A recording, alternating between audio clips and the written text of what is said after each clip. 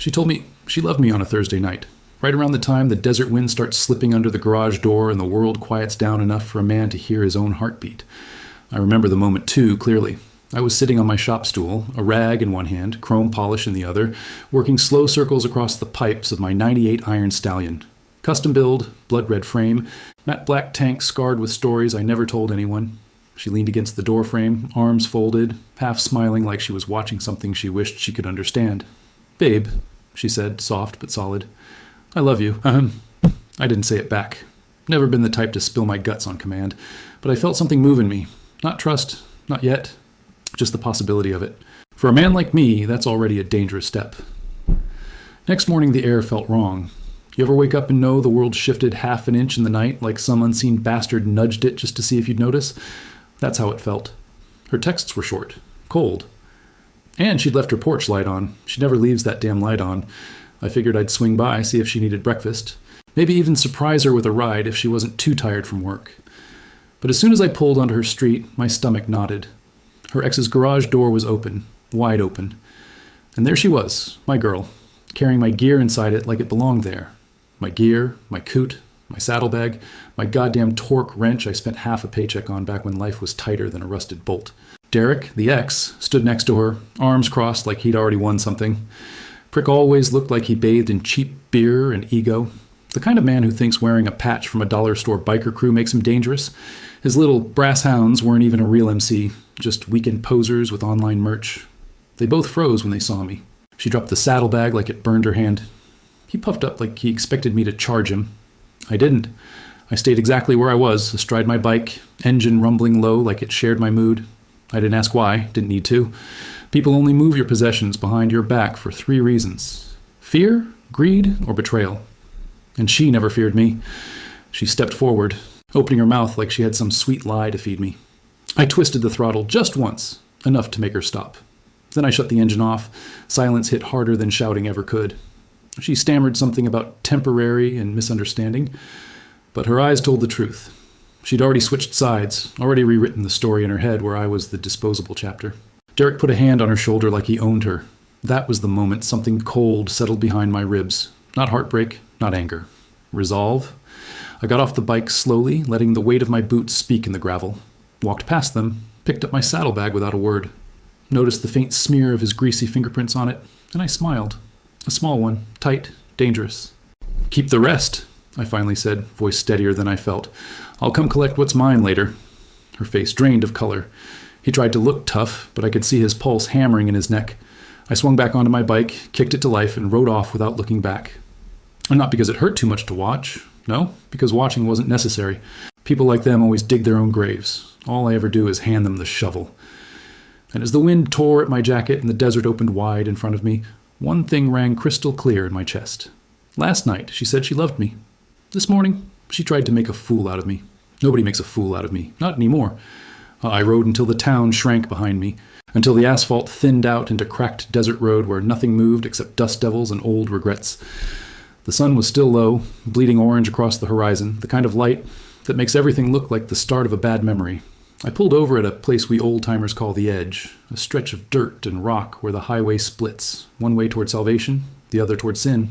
I've never been good at choosing the right one. I killed the engine and just sat there, helmet in my lap, listening to the silence. Out here you can hear your past. Mine comes crawling out of the dirt every damn time. Most people see a man like me and think I was born tough. Truth is, I was made tough, hammered down, welded shut, beaten into something sharp. My old club, the Iron Vipers MC, did a lot of the forging. Back then, I was younger, meaner, faster to throw fists than thoughts. The Vipers weren't saints, but they were brothers. And brothers have a way of teaching you 2 things real quick: loyalty and the cost of betrayal. I hadn't thought about them in a while. I left the club years ago, after one job went too far and the life stopped tasting like freedom and started tasting like poison. But the lessons, those stick. They carve grooves into your bones. Standing there with the desert wind slapping grit against my face, the old instincts came back, the ones I thought I'd buried. They whispered things, plans, warnings, promises of what happens to men who try to play me. Derek didn't know who he was messing with. Hell, she didn't either. I cracked open a cigarette and lit it against the wind with my Zippo, the flame flickering like it wanted to run. I took a long drag and stared out across the sand. My heartbeat slowed, steadied. Betrayal is a strange thing. It doesn't hit all at once. It seeps, creeping into your ribs like cold water in a sinking boat. I thought about the night before, her voice saying I love you, and how damn easy it is for someone to let the words rot in their mouth before they even finish saying them. I wasn't angry that she left. People leave. That's life.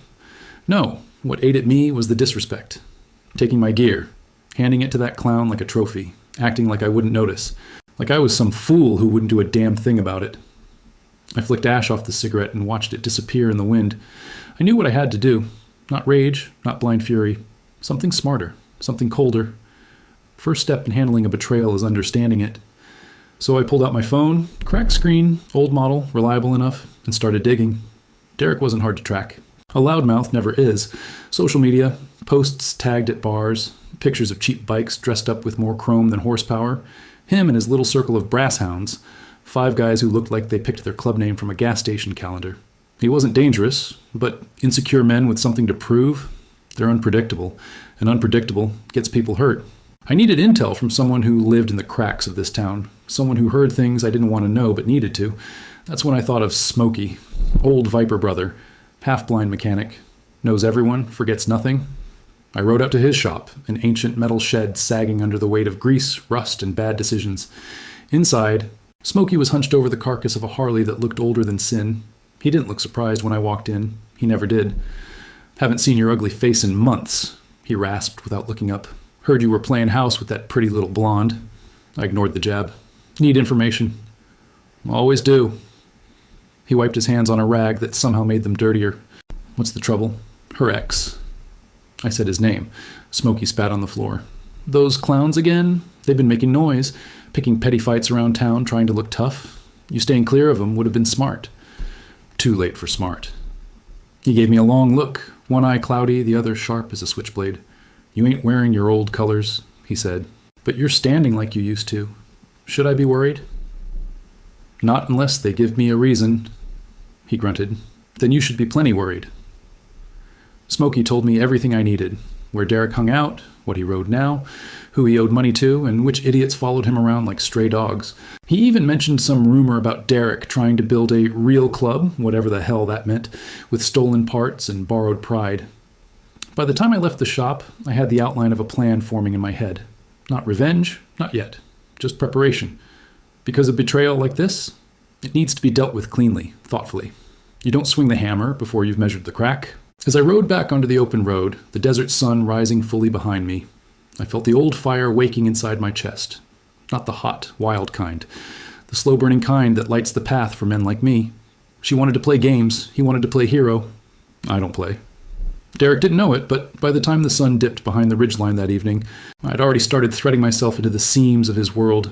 Men like him live loud, too loud. They broadcast their lives like they're begging someone to take notice. That makes them easy to track, and even easier to dismantle. I parked my bike 2 blocks down from Rusty Jack's, a half-legit bar and half-failed pool hall where Derek and his little brass hounds like to flex their pretend loyalty. From the outside, the place looked like a retired slaughterhouse with neon lights slapped onto it. Inside, it smelled like spilled whiskey and broken promises. Before going in, I watched. Watching is a lost art. Most men rush, most men talk. I've learned more by being silent than I ever did by running my mouth. The brass hounds trickled in over an hour, one by one. First came a skinny kid they called Tanner, always nervous, always scanning the street like he owed money to the air itself. Then a beefier guy with a shaved head and a limp. Then another with a neck tattoo so amateur it looked like someone scratched it onto him during a blackout. Posers, all of them. But posers can still be dangerous when they think their pride's at stake. Finally, Derek showed. He pulled up in an old pickup he didn't deserve, blasting some wannabe outlaw rock song like it was the soundtrack to his life. When he strutted out, he wore a patched vest that looked newer than a department store jacket. No scuffs, no stains, no miles. That's how you know a man has never bled for anything. He held the bar door open for no one but himself. I followed at a distance, blending into the evening crowds. I'm old, but not slow. And I slipped inside quietly through the side entrance. The place was dim, lit mostly by red bulbs and the glow of cigarettes. A jukebox hummed in the corner, offering songs older than the drinkers. Perfect cover. I claimed a seat in the back, hood up, head low. If anyone cared to look, they'd only see another tired rider minding his beer. Nobody gave me a second glance. Then I listened. Derek talked big. Too big. I told her I'd take care of her. Told her she didn't need to worry about that old bastard anymore. He bragged, loud enough for half the bar to hear. His crew laughed, but not because he was funny. They laughed because weak men stick together, otherwise they fall apart. "She moving the stuff in tomorrow?" the shaved-head guy asked. "Already did most of it," Derek said proudly. You should have seen his face when he showed up earlier. Dude didn't even say a word. They all laughed again, and something inside me went still, like a pond turning to ice. I could have confronted him right there. A couple steps, a push, a few words that could have turned into fists, but that would have been sloppy, stupid. And I'm too old and too seasoned to let anger choose my moves. Instead, I waited. Patience, the deadliest tool I ever learned. After an hour of listening, storing names, voices, habits, I slipped back out and circled behind the building. That's where I saw it, the real truth hiding in plain sight. Derek's garage wasn't just a garage anymore, it was a stash point.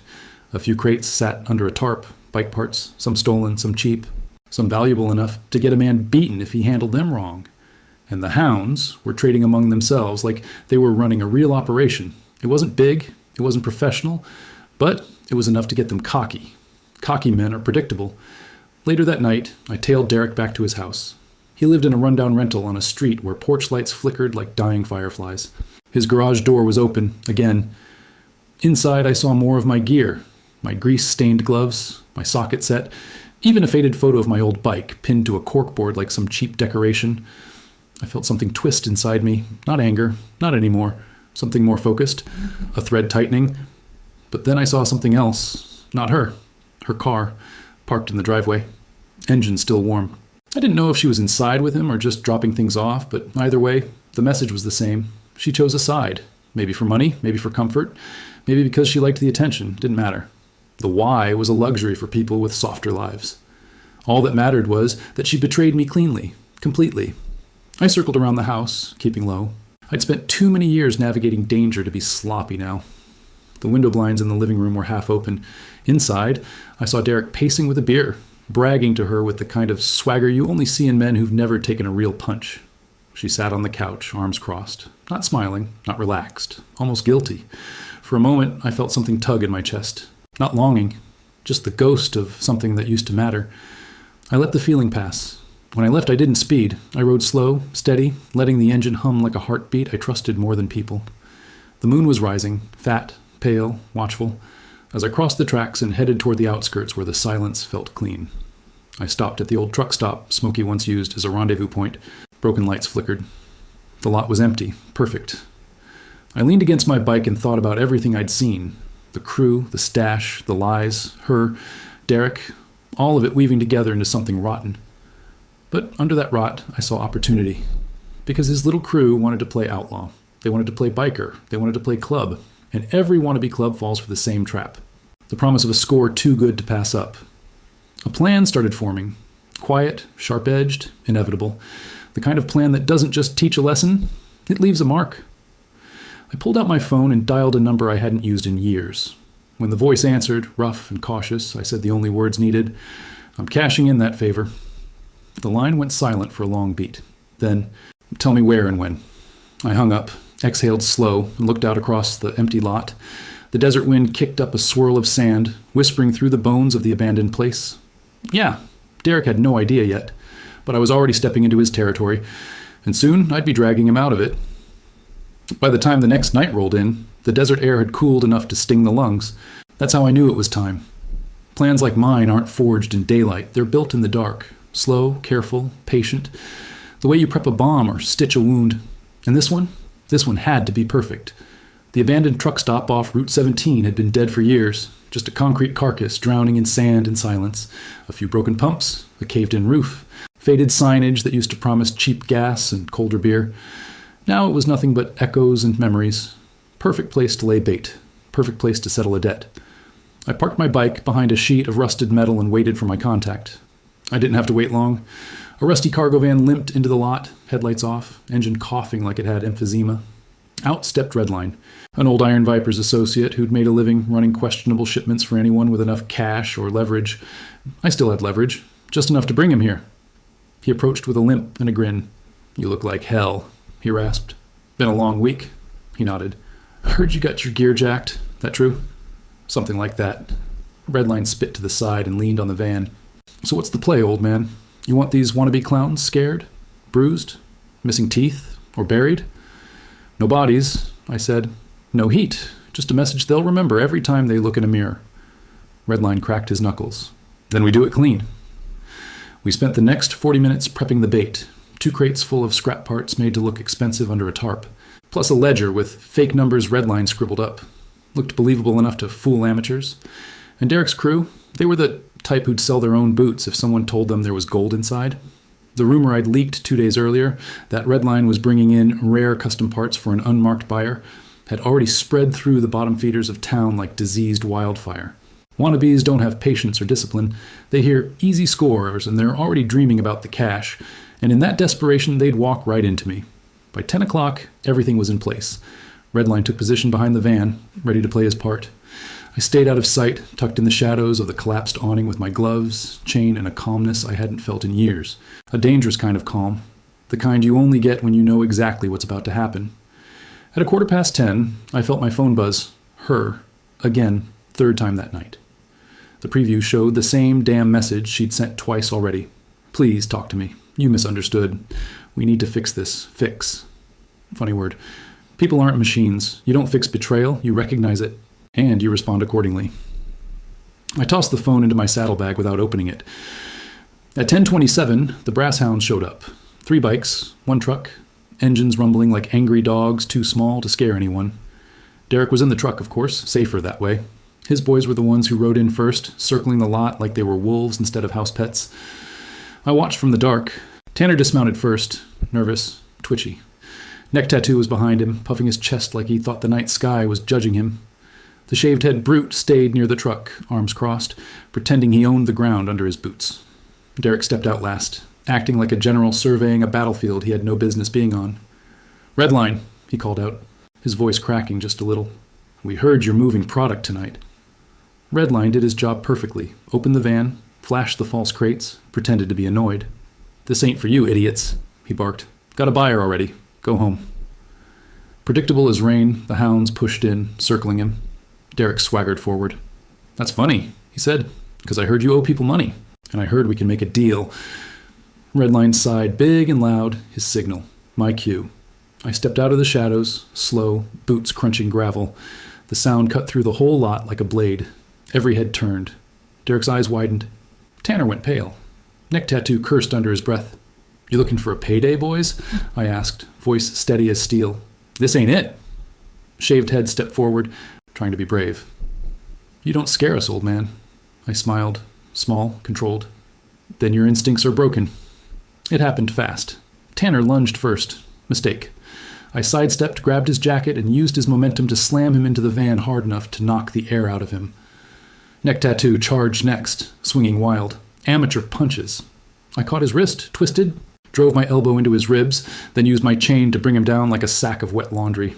Shaved head tried to tackle me. I planted my boot in his knee. He screamed, dropped, and rolled in the dirt. 3 down in 10 seconds. Not bad for a man pushing 50 with more scars than birthdays. Derek stood frozen by the truck, holding a crowbar with both hands like a terrified kid clutching a baseball bat in the dark. Don't, I warned. Of course, he swung anyway. Cowards always do. I stepped inside the arc, grabbed the crowbar mid-swing, ripped it from his hands, and tossed it behind me. Then I grabbed him by the collar and slammed him against the truck door so hard it dented. You steal from me, I said, low and calm. You look me in the eyes when I take it back. He trembled. I didn't hit him, didn't need to. My grip and my voice did the damage. Your crew? I said. Disband it. Tonight, before someone less patient than me buries all of you. He nodded. Too fast, too frantic. Good. I let go. He slid down the side of the truck like a melting candle. Behind us, Redline kicked one of the crates for effect. This ain't real merch, dumbasses. If you'd grabbed it, it would have blown your whole operation wide open. The hounds looked terrified. Good. Fear teaches where pride fails. I walked toward my bike. The night felt clearer, the air lighter. Then my phone buzzed again, her name on the screen. I stared at it for a long moment, the engine of my bike rumbling beneath me. Not tonight. Tonight was about closure. Her chapter would come soon enough. I rode off, leaving Derek and his broken crew scattered across the dust like scraps that never should have crossed my path. And as the wind hit my face, I knew one thing. This wasn't the end, just the fracture before the break.